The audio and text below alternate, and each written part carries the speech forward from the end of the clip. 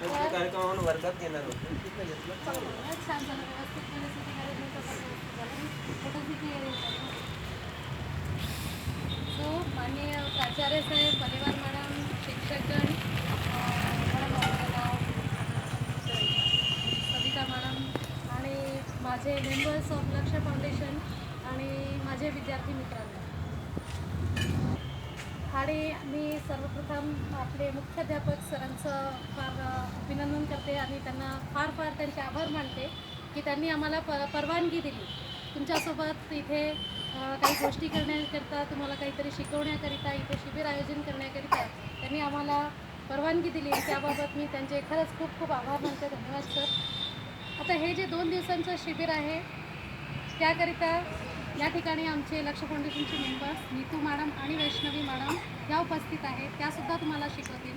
Malewar madam ही इथे आम्हाला सहकार्य करण्याकरिता आहे त्यांचेसुद्धा मी धन्यवाद देते आणि शिक्षकांचे सुद्धा मी धन्यवाद देते. तर या 2 दिवसाच्या शिबिरामध्ये मुलांनो आम्ही तुम्हाला तुमच्या अभ्यासाबद्दल काही मार्गदर्शन देणार.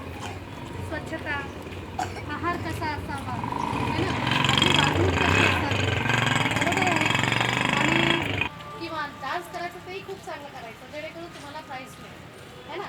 कारण आपण मेहनत केल्यावर आपल्याला काहीतरी जर प्राईज मिळत असेल तर आपल्याला खूप आनंद होतो आणि जे प्राईज मिळेल त्याला तुम्ही सांभाळूनही ठेवायचं आपल्या घरी किंवा जिथे तुम्ही राहता त्या ठिकाणी सांभाळून ठेवायचं. आलं लक्षात. तर ह्या 2 दिवसांच्या शिबिरामध्ये तुमचं सगळ्यांचं सहकार्य आवश्यक आहे कारण विद्यार्थी हे मुख्य आहे. तुम्ही जोपर्यंत सहकार्य करणार नाही तोपर्यंत शिबिर सक्सेसफुल होणार नाही है ना. शिबिराची जी यशस्वीता आहे ती तुमच्यावर डिपेंड करते. तुम्ही जर भाग घ्याल तुम्ही जर त्याच्यामध्ये व्यवस्थित आमचं ऐकून घ्याल शांतपणे तर आम्हालाही चांगलं वाटेल आणि आमच्याकडे फक्त 2 दिवस आहे तुम्हाला शिकवण्याकरता. तर ह्या 2 दिवसामध्ये तुम्हाला आम्ही जे काही सांगणार त्याला नेहमी आठवणीत ठेवायचं, विसरून जायचं नाही. फक्त मार्गदर्शन म्हणून तुम्ही याला की मार्गदर्शन केलं आणि 2 दिवस ऐकून घेतलं आणि मग विसरून गेलं असं काम करायचं नाही. त्याला लक्षात ठेवायचं. आपल्या घरी आईबाबांना जाऊन सांगायचं किंवा घरी तुमचे जे मित्र असतील कुणी असेल त्यांनासुद्धा जाऊन सांगायचं. समजलं. तेव्हा आम्हाला वाटेल की आम्हाला काही फळ मिळालं. तुम्हाला एक शब्द जरी लक्षात राहिला आमच्या शिकवल्यानंतर ते आमचं मेन फळ आहे. आलं लक्षात.